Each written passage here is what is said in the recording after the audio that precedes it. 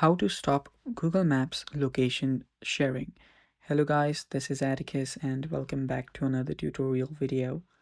In today's video, I'm going to teach you how you can stop location sharing from Google Maps.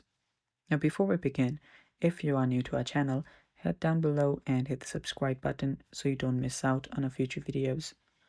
Also, press the bell icon so you get notified when we release our new videos. Now without any further ado, let's dive right into it. First thing that you'll need to do is simply open up the app, open up your Google Map, and if you're sharing your location, you should see something like this. Let me just head back here.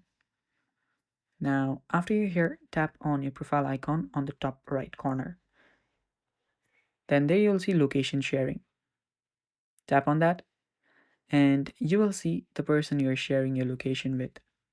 Tap on the person, and after you tap on the person, you will see share location, or if you're already sharing location, you can simply tap on cancel. After you tap on cancel, you'll have stopped sharing your location. And it's that simple. And that's how you can stop sharing location on your Google Maps. Thanks for watching. That is basically it for today's video. Stay tuned for more and bye bye. Take care.